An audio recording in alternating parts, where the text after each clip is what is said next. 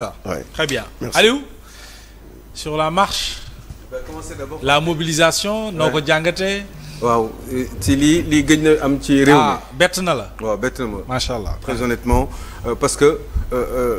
quand même xaw ma ban bis la ngeen mës a fàttaliku war na yàgg de. amaana ni nga gis manifestation bu toll nii. bu am mobilisation bi autant de mobilisation. ba pare amul coow. kenn yàqul. tojuñu tout se passe bien. yaa ngi dégg man damay kontaan. gisuma yenn grande surface yi tëj. mais pour ragal ñu kii leen. yaa ngi dégg kenn kiiwul. gisoo taabal bu daanu. alkaati yi à la limite de gars yi dañu doon wax ak ñoom. ci li ma doon suivre mbir yi. bien sûr yaa ngi dégg donc c'était il y avait une certaine convivialité. Tout en essayant justement de rappeler à l'ordre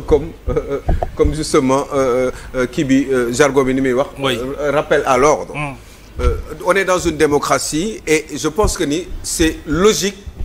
que ni képp ki nga xam ne da nga àndul ak doxalin ak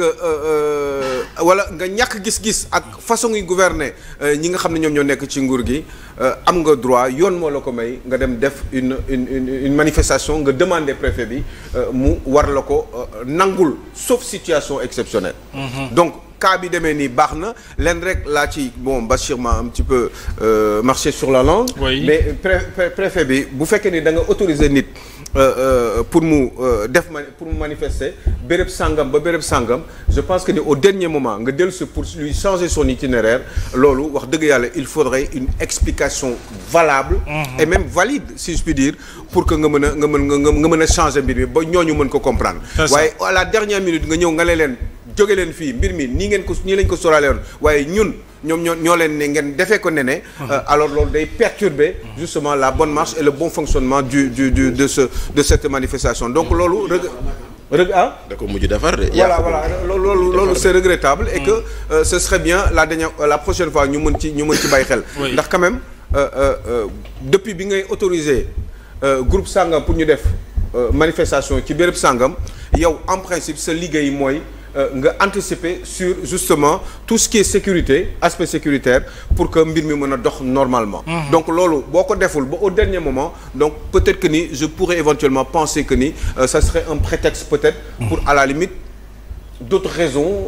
yoo xam ne xëy na peut-être kenn mënu ci tonn i ñu waxee peut-être. Mais wax dëgg yàlla à la dernière minute lii nañ ko éviter la prochaine fois. Oui. Moi je suis content parce que c'est très bien comme ça. ñii di joxe seen xalaat et puis dina gën a booster ceux qui sont au pouvoir pour qu'ils comprennent que ni am na yoo xam ne doxu fi et que il faut que ñu góorgóorlu ci wala bu fekkee ne dañ ci am ay difficultés. ñu jëm ci waxtaane ko ak ñi nga xam ne ñoom ñooy opposition bi ñi nga xam ne ñoom ñooy société civile bi te première li ñu war a njëkk a def acte bi ñu war a njëkk a poser mooy dans des situations pareilles Mohamed nañuy ñëw di toog ci télé yi pour expliquer pourquoi on ne peut pas justement remettre en question justement la loi d'amnistie wala ñu ne la pourquoi kii bi homosexualité bi nga xam ne gars yi dañuy waxoon dañ ko bëgg a kii lan moo ñu téye ba tey ji ni ñu def ko xam nga quand on part pour dire la vérité à sa population il faudrait y aller jusqu'au bout surtout bu fekkee ni loolu da nga ko jikkowoo loolu nga wax donc yooyu da nga war a tàmm di ko wax ni nga mën a waxee ni tels chiffres ont été falsifiés parce que loolu nga xalaat war na la mën a jaral aussi nga ñëw taxaw nga ne man kat loi de nu mu tuddati loi de criminalisation de l'homosexualité bi il faudrait que ñun ñoo waxoon ni lii ak lii ak la ñuy def xam nga lii bu ñu ko waxoon lu bari dina régler parce que Sénégal dañuy xam parce que ñëpp ñu ñëw ci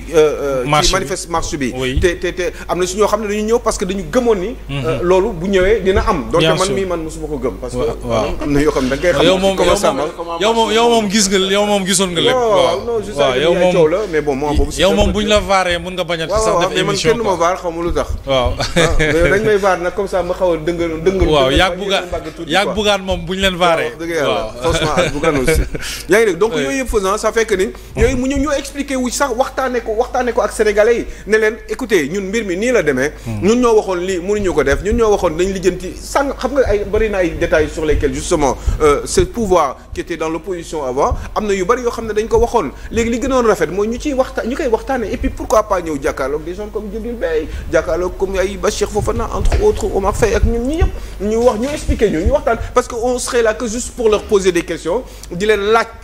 di leen laaj ay mbir yoo xam ne xëy na peut-être daf ñu xaw a jaaxal te ñu mun ci ginde comme ñoom ñoo jiite suñu réew waaye bu fekkee ne nag ñu toog noonu jàpp seen ñàmbur ñu waxoon promettroon aux Sénégalais ngi dañuy xaar ba ñu am une majorité à l'Assemblée nationale pour mën a commencer di dérouler ñaan ko Sénégalais yi jox leen ko je pense que ni depuis quand même presque un an waroon nañu mën a commencer di dérouler di expliquer Sénégalais yi ce qu'il en est bu fekkee dafa am ay blocages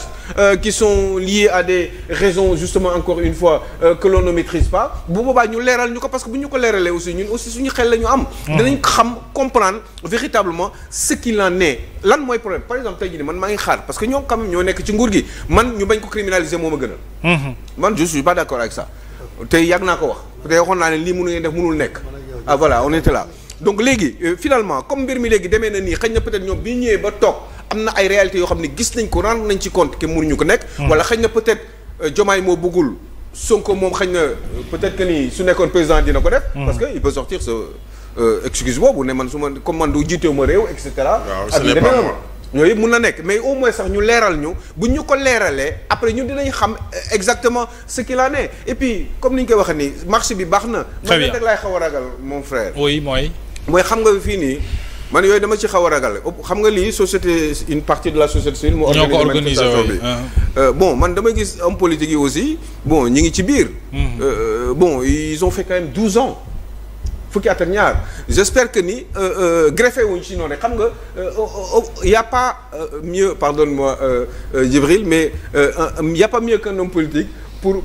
une saisine d'opportunité xoolal yii mën nañ ci profiter am na ñoo xam ne xëy na peut-être man bon je sais pas j'ai des doutes je suis pas encore très sûr peut-être que j'y reviendrai la semaine prochaine mais dafa may attitude yoo xam ne dama koy gis ci yenn homme politique yi bu ñuy ñëwaat di manifestation alors que bërki démb lañ fi jóge affaire bi dafa may xaw a jaaxal tuuti parce que am na yu bari yoo xam ne quand même ñoom ay responsable lañ ci biir par rapport ak situation réew mi nga xam ne yu bari ñu ngi ko fii wax xam ngeen quand même l'état de la corruption au Sénégal yàggoon na fi bari woon na fi terrible woon na te yooyu quand même ñun dañu bëgg muy lijjantiku bu fekkee dafa am ñoo xam ne ñu sàcc alal ci réew mi man dama bëgg muy leer loolu quand même dañ ko war a boole xaw ma ndax am na wala amul dañ ko war a boole ci rappel à l'ordre rappel à l'ordre mooy parce que quand même il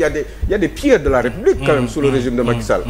quand même il faut oser le dire réew mi am na ay sàcc yu bari yoo xam waaye ñu teg ko ci yoon bañ a salfaañe ak yelleef doomu aadama c'est ça absolument mais yooyu rappel à l'ordre boobu loolu ci la bokk ñoom sax parce que oui ko xam ne responsable absolument nañ ñu ko war ñu xam pas parce que quand même lii daf fi war a jeex définitivement man loolu bokkoon na si li taxoon ma bëgg rupture définitivement parce que il fallait qu'il y ait une cassure pour ñu mën a commencer waxtaane loolu parce que sinon rek bu doon noonu lay continuer ba tey kon yu bari yi nga xam ne ñu ngi koy commencer di ko soulever xëy na amaana duñ ko xam ci réew mi donc c'est très bien comme ça bravo pour les manifestants bu ñu leen joxaatee bravo aussi pour le préfet bu ñu leen joxaatee mbir yi bu nee dañu bëgg a manifester lijjantil leen ko organiser leen nga bàyyi leen ñu doxal intelligemment et puis bu ñu paree ku nekk dem sa kër suñu démocratie moo ci yëkkati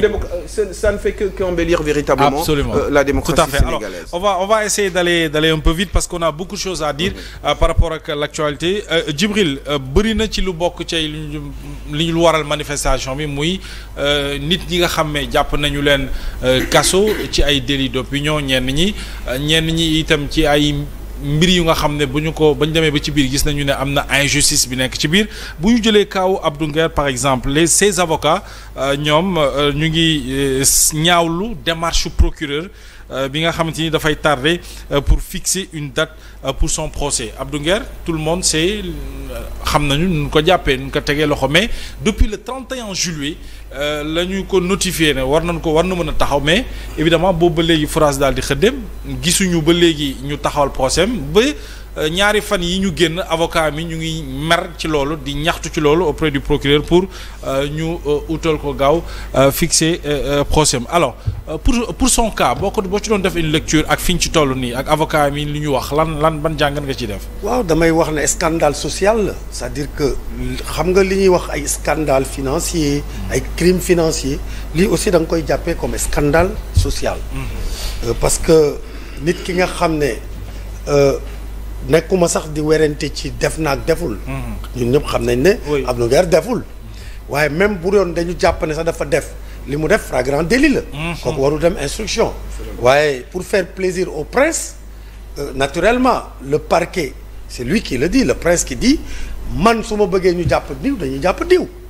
donc sur ces instructions que Abdou Nguer a été pris pour ñu yóbbu ko xam nga damay am lu am solo lu ma lay wax. gis nga boo leen jëlee appel à l'insurrection